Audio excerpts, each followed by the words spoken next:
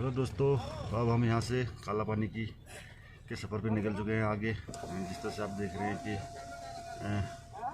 अरे काबली जी तुम बैठ जाओ यार। और साथ अरे में काबली जी तुम बैठ जाओ ना, फिर देर होगी। गाड़ी ड्राइव करेंगे क्योंकि इस क्षेत्र का आइडिया विधायक जी के इससे अच्छा कोई नहीं जान सकता है, तो विधायक जी ही गाड़ी अच्छा वाली है, कौन सी चला रहे हैं। विधायक वो वाली है, वाली में जो इस क्षेत्र के लोकप्रिय एक विधायक है और युवाओं के दिल की धड़कन इनको कहा जाता है इस क्षेत्र की। तो आज हम विधायक जी के साथ इस यहाँ से खड़ा हो गया, पतला वीडियो बना सकते। हाँ, छप्पर पे निकल चुके हैं। तो अरे कैलाश सफर का संजू का है, संजू हम आपको आगे जाके सुनाएंगे। चश्मा देना। धन्यवाद।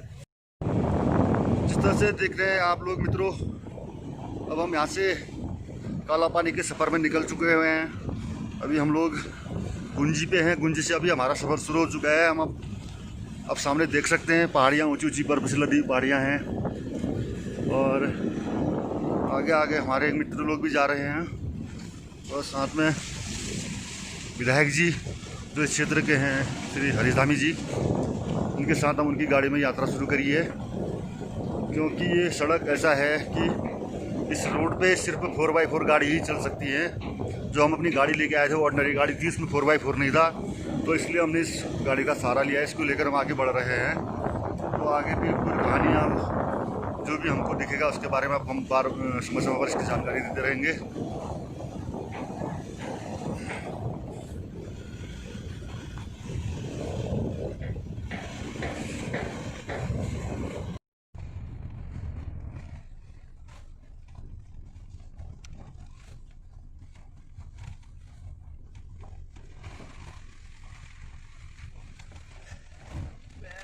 यहाँ सब ठीक ठाक हो जाए, ट्रैवल एजेंसी खोलने का फायदा है। ऐसे ऑटो काला पानी के सफर में रोहित, ये हैं विजय और आगे बैठे हैं हमारे केश पंत जी और सामने साथ में विधायक जी हैं। इसलिए हम लोग निकल रहे हैं काला पानी को। अब देखेंगे आगे। हर हर महादेव, हर हर महादेव बोलो, जोर से बोलो, हर हर महादेव बोलो। यहाँ को देखो चल रहा है। देखिए, जिस तरह से भारत और नेपाल के सदियों पुराने संबंध है, रोटी बेटी के हमारे संबंध है। अभी जो विदेशी ताकतें हैं वो नेपाल को भड़काना चाह रही हैं, लेकिन हमारा विश्वास है कि नेपाल जिस तरह से हमारे संबंध है वो फिर से बहाल होंगे और ये जो रिश्तों में खटास आई है वो शीघ्र ही दूर होकर सब चीज़ें सही होंगी। और इसीलिए हम आज यहाँ से पिथौरागढ़ से डिपू जा रहे हैं। विधायक जी हमारे साथ में हैं। विधायक जी, आप क्या कहना चाहेंगे?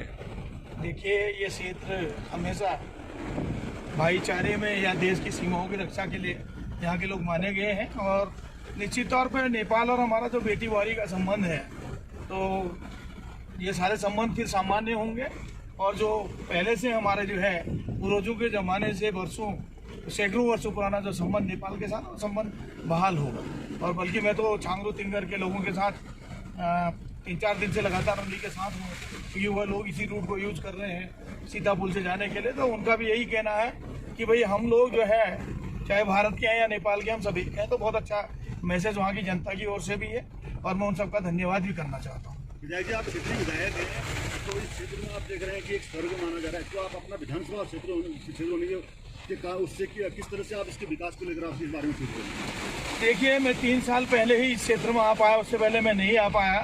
और कहीं ना कहीं मैंने जो अपने पिछले 5 सालों में यहाँ नहीं आ पाया, मैं अपने आप को भी जिम्मेदार मानता हूँ कई जगहों पे। अगर मैं शायद 2012 में इस क्षेत्र में आ गया होता तो आज यहाँ का जो है रूपरेखा कुछ और होती। लेकिन इतना भी मैं कह सकता हूँ, यहाँ पे जो है फॉरेस्ट रिजर्व होने के कारण जो विकास रुका था, जनता के आशीर्वाद से मैं विधायक बना तो 2014 में हमने उसको हटाया।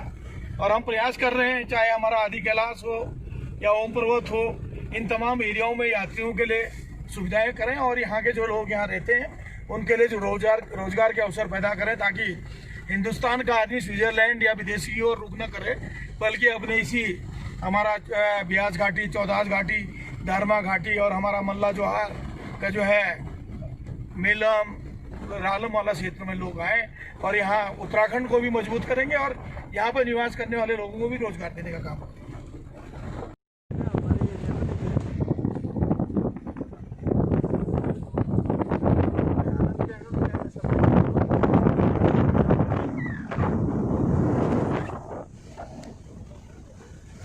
दोस्तों ये देखिए विहंगम दृश्य इस क्षेत्र का, कितनी सुंदरता भरी पड़ी है इस प्रकृति में। इसका हम आज तक उपयोग नहीं कर पाए, कारण था यहाँ पर सड़क न पहुँच पाना।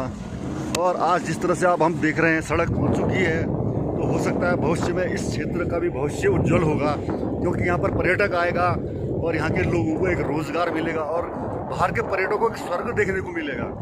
लोग स्विट्ज़रलैंड जाते हैं दोस्तों, बहुत जगह ऐसी है, विदेशों में घूमते हैं और विदेशों में हमारा पैसा जाता है। अब इस सड़क के बनने से जिस तरह से इस क्षेत्र में लोग आएंगे, इस क्षेत्र का विकास तो होगा ही, साथ ही इस क्षेत्र के लोगों को एक रोजगार का साधन मिलेगा। जो पलायन का दंश हम लोग झेलते आए हैं, क्षेत्र के लोग झेलते आए हैं, इस क्षेत्र के गांव जो वीरान पड़ चुके हैं, यहाँ से जो पलायन हो चुका है, मेरा मानना है कि अगर सड़क के पहुँचने से अब जरूर इस क्षेत्र में रिवर्स पलायन की संभावनाएं बढ़ जाएंगी। तो आप देख रहे हैं कितना विहंगम दृश्य है इस क्षेत्र का, बहुत ही रमणीय स्थल। अभी हम इस क्षेत्र, ये जो सड़क जा रही है मित्रों, ये सड़क सीधे अभी हमको ओम पर्वत के दर्शन कराएगी। हम ओम पर्वत की तरफ जा रहे हैं। ओम पर्वत के बाद हम सीधे काला पानी निकलेंगे, जिसका विवाद इन दिनों चल रहा है। तो अब हमारे साथ बने रहिए, धन्यवाद।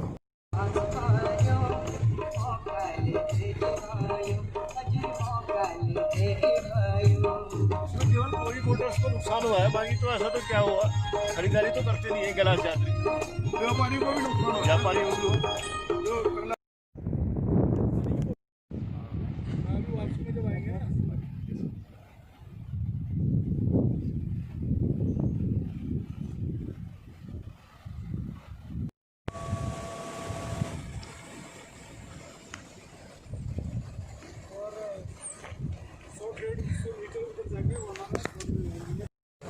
खुला है नेपाल बॉर्डर को ये जी है ना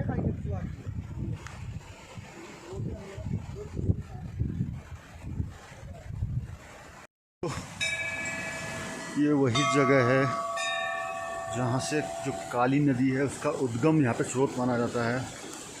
काली नदी का उद्गम स्रोत यही सुगौली संधि जो हुई थी यहाँ पर, सुगौली संधि का ही एक, सुगौली संधि को ही इस नदी का आधार माना जाता है। यही सीमांकन नदी का किया गया है। ये नदी बह रही है, आप देख सकते हैं काली नदी। काली नदी ये जो है, ये मंदिर के अंदर से इसका उद्गम हुआ है, यहाँ से इसका स्रोत निकला हुआ है। काफ़ी मान्यता है इस क्षेत्र में इस मंदिर की। बाकी मैं आपको अपनी जानकारी इसके आगे दे।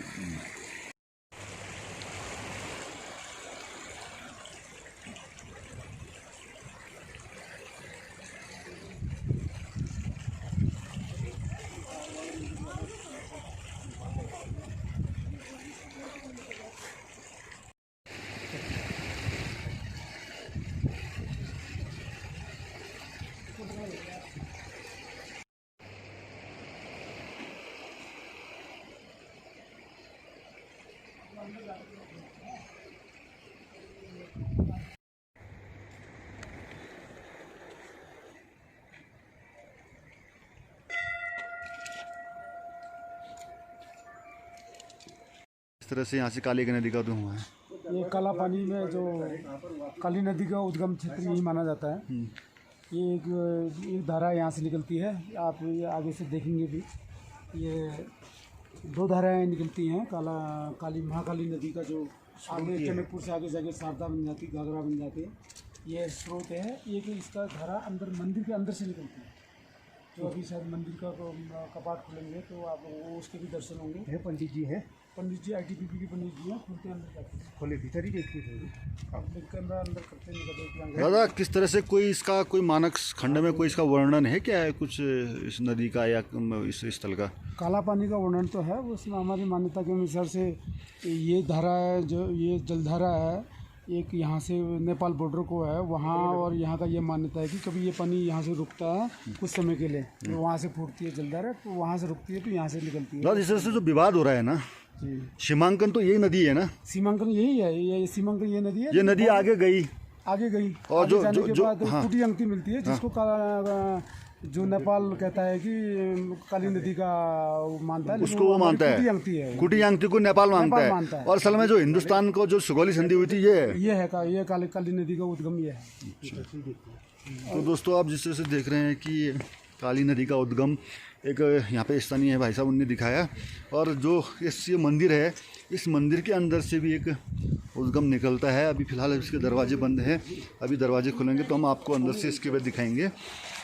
और बताया जाता है कि काली नदी का उद्गम ये है, और यही जो नदी आगे को जाती हुई आपको दिखाई दे रही है, यही नदी सुगौली संधि, सुगौली संधि 1814-15 के बीच में जिस तरह से जो सीमांकन किया गया था, इसी नदी को आधार मानकर इस क्षेत्र का भारत नेपाल सीमा का सीमांकन किया गया था। लेकिन नेपाल इस चीज़ को नहीं मानता है। नेपाल इसको भारतीय क्षेत्र जो कुटी यांगती नदी आती है गुंजी क्षेत्र में, उसको आधार मानता है, और ये इस भूमि को नेपाल अपनी भूमि बताता है।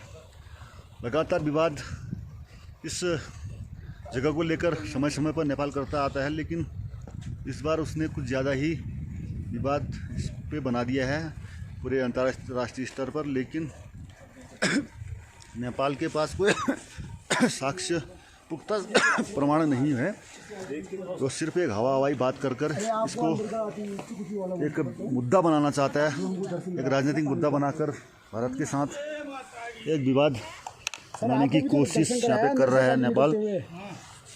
तो देखिए क्षेत्र के स्थानीय लोग हैं, कुछ स्थानीय महिलाएं भी हमारे इस साथ में हैं, और साथ में आए हमारे भाई लोग हैं, विधायक जी भी आप देख सकते हैं आए हुए हैं। और अभी हम अंदर जाएंगे, अंदर जाके आपको अंदर के दृश्य दिखाएंगे।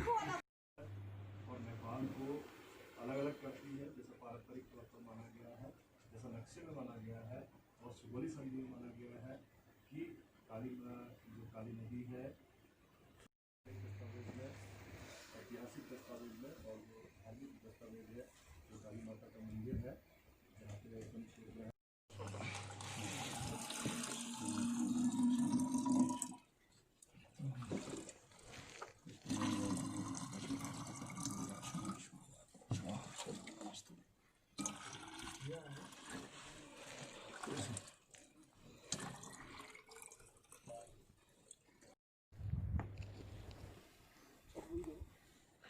दादाजी लोगों थोड़ा करो पूजा पाठ।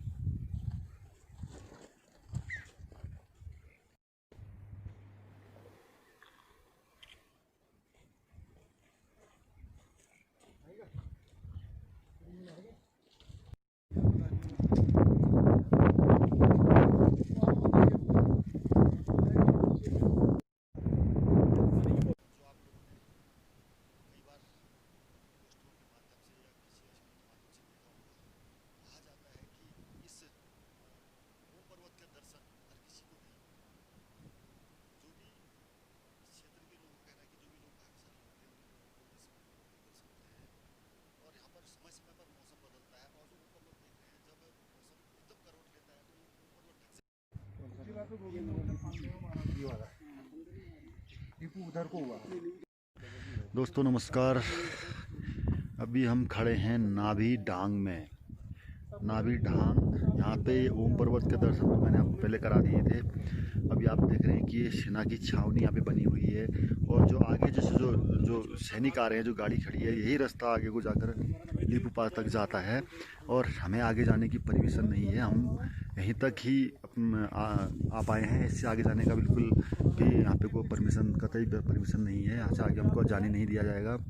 जिस तरह से आप देख रहे हैं कि सीमा के प्रहरी इस विषम परिस्थितियों में रहकर देश की इस सरहद की रक्षा कर रहे हैं, वह उसके काबिल तारीफ है। हमारे पास उसके लिए शब्द नहीं है कि हम किस तरह से उनका धन्यवाद अदा करें, इन सैनिकों का, इन जाबाज सैनिकों का, जिस तरह से इस विषम परिस्थिति में रहकर अपना घर बार, अपने बच्चों को छोड़कर यहाँ पर देश की सेवा में लगे हुए हैं। नमन है इन इन सरहद के सिपाहियों का, जिनके द्वारा आज हम अपने घर में सुरक्षित रह पा रहे हैं।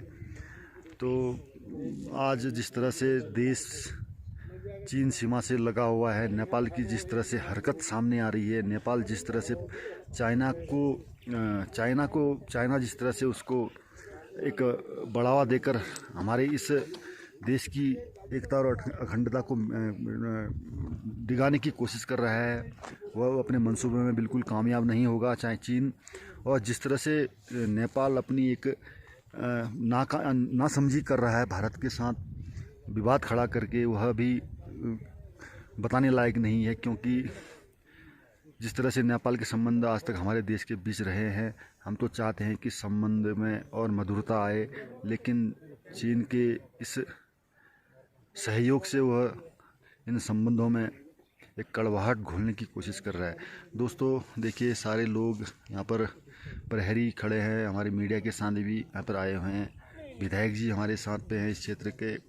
तो कुल मिलाकर ये कहा जा सकता है कि ये क्षेत्र, इस क्षेत्र के लोग, इससे जो नाभी डांग के लोग हैं या नाभी गर्भयांग के लोग हैं, वो भी उनको भी हम एक सीमा का प्रहरी कह सकते हैं, क्योंकि वह भी इस सीमा की रक्षा करते हैं, सैनिकों के साथ खड़े कंधे से कंधा मिलाकर इस सीमा की रखवाली करते हैं।